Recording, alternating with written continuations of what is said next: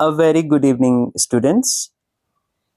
Today we will discuss no sooner, scarcely, hardly, barely, and their usage. First of all, let me tell you what are these phrases. So these phrases they are used to suggest that one thing happened very soon after another, often with past perfect tense. ये जो words हैं no sooner scarcely hardly barely इन words का usages कब होता है जब आप एक इंसिडेंट को डिस्क्राइब करते हो कि वो है घटी है और उस इंसिडेंट के जस्ट बाद एक और इंसिडेंट घटती है तो आप इसको एक आसान तरीके से डिस्क्राइब कर सकते हो इंग्लिश लैंग्वेज में that's why we use this phrases और इडियम्स ठीक है तो हम फर्स्ट मूव करते हैं सबसे पहले आसानी से समझते हैं कि नो सूनर का यूजेज क्या होता है देखो नो सूनर का अगर आप हिंदी में मीनिंग कहें तो हिंदी में इसका होगा कि जैसे हम हिंदी में कहते हैं एक सेंटेंस में बोलता हूं जैसे कि जैसे ही वह स्टेशन पर पहुंचा ट्रेन जा चुकी थी तो जिस तरह से मैंने ये सेंटेंस बताया है इस तरह के सेंटेंसेस को इंग्लिश में बताने के लिए हम यूज करेंगे एक वे हो गया कौन सा नो सूनर और उसके साथ क्या लगाएंगे देन अब आप देखना जो नो सूनर के जो सेंटेंस है उसमें हमारे दो क्लोज होंगे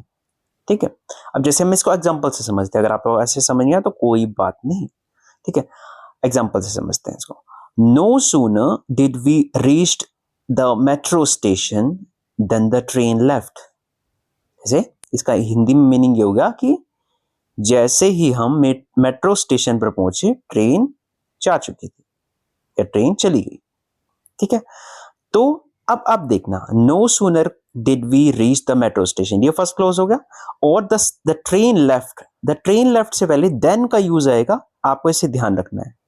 जब भी नो सूनर से आप कोई सेंटेंस नो सूनर का यूज कर रहे हो किसी सेंटेंस में then we will use then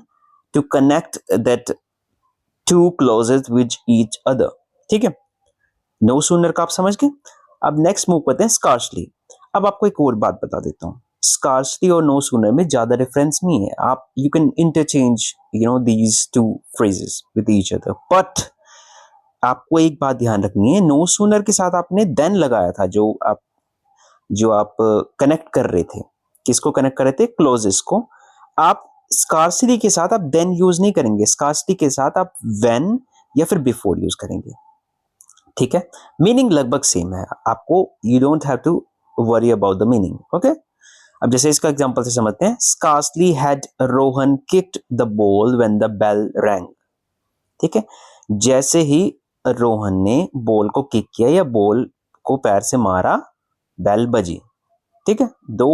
जो इवेंट्स है दो हैपनिंग्स को हम इस तरह से डिस्क्राइब करें कि एक घटी उसके घटते ही दूसरी घटी ठीक है इसलिए हम ये जो भी स्कार्सली और नो सूनर यूज हो गया इनका यूजेज कर रहे हैं ठीक है एक और बात आपको देखने लायक है आपको समझने लायक है आपने ध्यान दिया होगा अगर आपने ध्यान दिया हो तो हमारे फर्स्ट सेंटेंस में no sooner did we reached आपने ध्यान दिया और डिड हमने वी से पहले क्यों लगाया अब आपको एक और बात बता दूं मैं इस तरह के सेंटेंसेस में no sooner scarcely hardly barely इनके साथ जब भी हम स्टार्टिंग करेंगे अपने सेंटेंस की स्टार्टिंग करेंगे हम जो ऑक्सिलरी वर्ब है उसको हम सब्जेक्ट से पहले रखेंगे ठीक है जैसे अब no sooner did we did पहले है वी बाद में सेम हमने दूसरे सेंटेंस में भी ऐसे किया अगर आपने ध्यान दिया हो if you have observed about these things जैसे अब देखो स्कार्सली हैड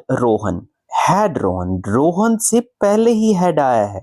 ठीक है तो ये अब ध्यान देंगे क्योंकि ये ग्रामेटिकल मिस्टेक्स आप कमिट कर लेंगे अगर आप इस चीज का ध्यान नहीं देंगे ठीक है क्योंकि ये एग्जाम्स में पूछा जाता है बहुत सारे कॉम्पिटिटिव एग्जाम्स में इन सेंटेंसेस को एरर के रूप में आपको मतलब एक क्वेश्चन दिया गया है आपको ये दे देते हैं ना जैसे आपको एरर फाइंड आउट करना है तो उसमें ये चीज देते हैं तो आप ये कॉन्सेप्ट को जरूर ध्यान याद रखना ठीक है एक तो इसको कहते हैं इन्वर्जन जब एक ऑक्सिलरी वर्ब सब्जेक्ट से पहले आता है ठीक है, इसको कहते हैं इन्वर्जन, यानी इन्वर्स कर दिया, यानी उल्टा कर दिया। ठीक है, अब हम अपने लास्ट वाले पे आते हैं, हार्डली। हार्डली का अगर आप लिटरल मीनिंग में बताऊं हिंदी में तो मुश्किल से, जैसे मुश्किल से। अब हार्डली के साथ भी हम सेम व्हेन और बिफोर यूज करेंगे जब हम दो क्लोजेस को कनेक्ट कर रहे हैं। अब इसका मीनिंग भी आपको समझने में आसानी होगी। मीनिंग में ज्यादा डिफरेंस नहीं है तीनों के, ठीक है, मीनिंग लगभग तीनों के सेम है, आपको घबराने की जरूरत नहीं है। ठीक है, पर अब ये हार्डली का आपको एग्जांपल बताता हूं। Hardly had I finished my meal when he brought masala dosa, कि जैसे ही मैंने अपना, मुश्किल से मैंने अपना खाना खत्म किया, तभी वो मसाला डोसा ले आया। आप समझ रहे हो कि मैंने खाया ही नहीं था खाना, मतलब मैंने कंप्लीट खाया था खाना, ठीक है, पर उसके बाद वो मसाला डोसा लाया है। मतलब एक, अगर हम इस सेंस पकड़ें तो वो ये कहना चाह रहा है कि मेरे खाना खाने के बाद वो मसाला डोसा लेके आया। ठीक है, मीनिंग लगभग सबका सेम है, कोई ज्यादा बड़ा डिफरेंस नहीं है। ठीक है, सिमिलर डिफरेंस है, जो ज्यादा डिफरेंस नहीं है, आप ये समझिए। ठीक है, तो बस आपको यूजेज ध्यान रखना है, नो सूनर के साथ देन, स्कार्सली के साथ व्हेन या बिफोर, हार्डली के साथ व्हेन या बिफोर। ठीक है, दैट्स ऑल फॉर टुडे।